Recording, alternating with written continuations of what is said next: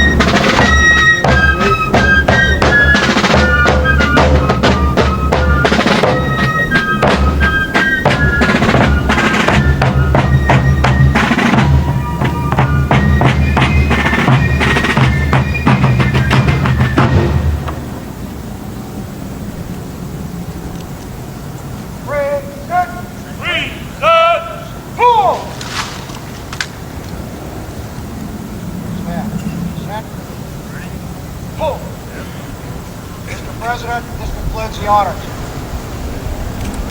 Stand. Order. Order! Right! Order! Pull!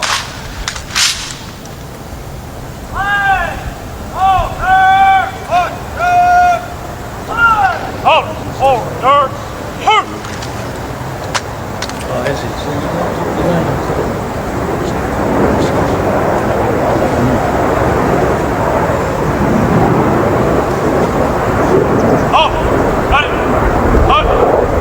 Ceremonial!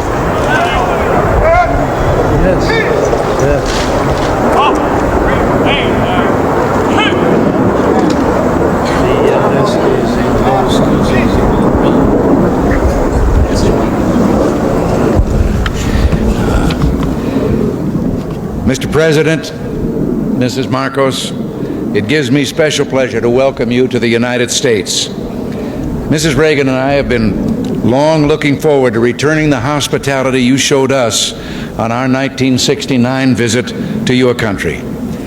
Our two peoples enjoy a close friendship, one forged in shared history and common ideals. In World War II, Americans and Filipinos fought side by side in the defense of freedom, a struggle in which you, Mr. President, personally fought so valiantly. The values for which we struggled, independence, liberty, democracy, justice, equality, are engraved in our constitutions and embodied in our people's aspirations. Today, our ties remain strong, benefiting each of us over the full range of our relations. Politically, we tend to view many world issues the same general way. Yours, Mr. President, is a respected voice for reason and moderation in international forums. The Philippines, with its ASEAN partners, has taken the lead in search for self-determination for the people of Kampuchea. In that vein, let me also pay tribute to you and Mrs. Marcos' personal leadership and commitment to the care of refugees in Southeast Asia. Under your direct sponsorship, the Philippines Refugee Processing Center has become a model of its kind in encouraging the development of self-sufficiency and the restoration of human dignity. The Philippines and you, Mr. President, play an important role in addressing the problems of economic development in the world. At Cancun, we made a new start toward a more effective and practical dialogue and improved cooperation among industrial and developing countries. Your leadership in that area, Mr. President, is vital and widely respected. Under your leadership at home, the Philippines can boast a record of solid economic growth over the past decade, attributable in significant part to its hospitable attitude toward free enterprise and private initiative. Your country's dedication to improving the standard of living of your people is an effort in which we've been delighted to participate through bilateral and multilateral economic assistance. Your continuing interest in better nutrition has led the Philippines to achieve self-sufficiency in food grain production. You can also point with pride to the success of your rural electrification program, now bringing benefits to an increasing number of remote regions. And I find it a matter of personal satisfaction that your country and my home state of California are both pioneers in developing geothermal power to replace expensive energy imports. The United States remains the Philippines' leading trading partner, and American firms are the largest foreign investors in your country, reflecting their confidence in your progress and prospects for economic growth. We have welcomed the growing two-way trade between our nations and have been pleased that we've been able to keep our markets for the products of your growing manufacturing and industrial sector the most open of any country in the industrialized world. America considers itself especially fortunate to have nearly 1 million persons of Filipino heritage now residing in our country. They bring with them their energy and their talents, and they contribute enormously to the rich diversity of American society. Similarly, thousands of Americans, enchanted by the beauty of your nation and by its people, have chosen to live in the Philippines. Our security relationship is an essential element in maintaining peace in the region and is so recognized. This relationship, one of several we have in the Western Pacific, threatens no one but contributes to the shield behind which the whole region can develop socially and economically. Mr. President, under your leadership, the Philippines stands as a recognized force for peace and security in Southeast Asia through its bilateral efforts and through its role in ASEAN, which is the focus of our regional policies in Southeast Asia. Mr. President and Mrs. Marcos, the United States deeply values its close friendship and alliance with the Philippines. We seek to use this visit to further strengthen our ties with your country. Nancy and I are personally delighted that you are here, and we say welcome to the United States, welcome to our national home.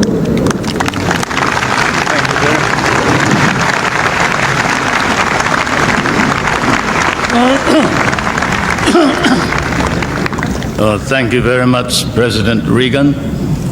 Mrs. Reagan, members of the Cabinet, distinguished guests, my friends. On behalf of the 50 million people of the Philippines, Mrs. Marcos and I express our gratitude for your warm welcome to Washington and to the United States of America. This great and beautiful city, that is one of the few cities that was built as a capital for a great nation, is indeed, as has been written, the key to knowing the secret of America. And this house of the American people, an American frontier that never vanishes. Your beautiful city with its grand memorials, its monuments, its walks, is indeed a city that memorializes the great achievements of your people for the past 2 centuries. But more than that, it keeps offering to the enterprising and the talented, the courageous and the strong, the rewards of effort and of initiative. At the same time, as I stand here on American soil, I realize that I stand on what may be the center of the government of the United States of America, here where, as I have often stated, the future is being born. The future is being born depending upon the man who is in the White House. And the man who is in the White House today certainly is creating a new future for our world.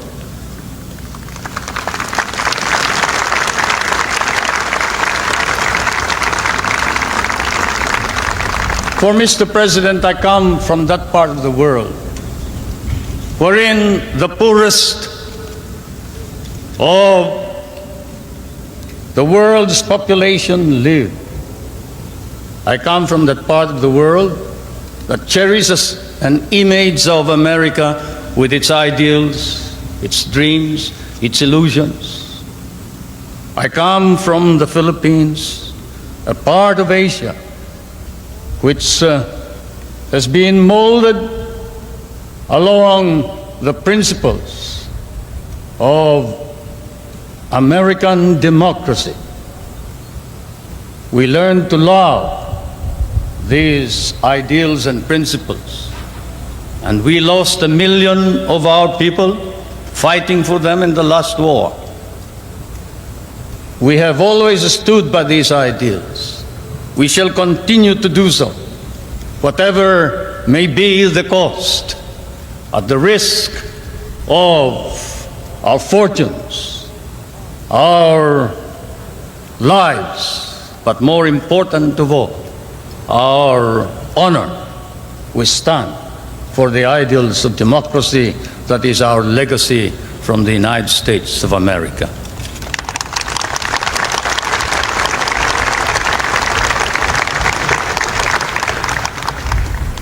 I did not come to burden you further with additional problems, Mr. President.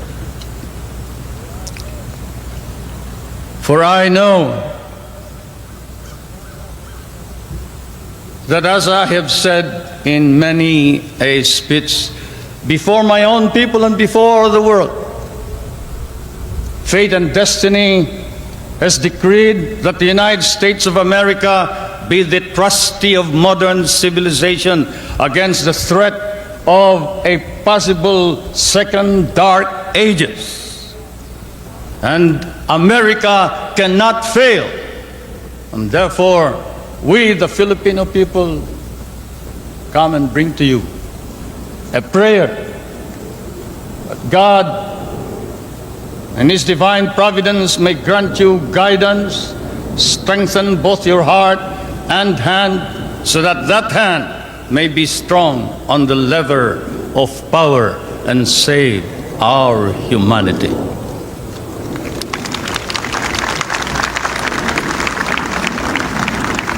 If America fails, then the world is lost.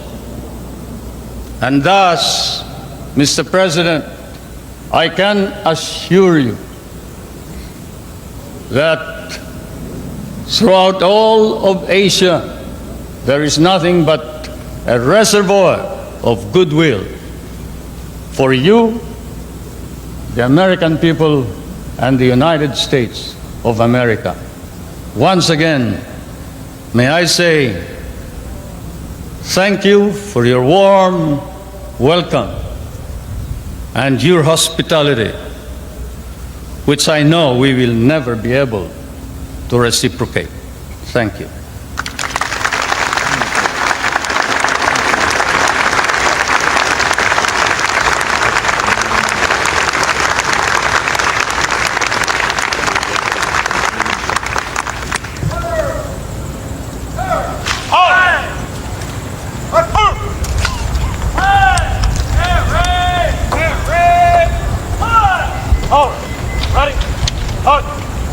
Thank you. Well, should I thank you?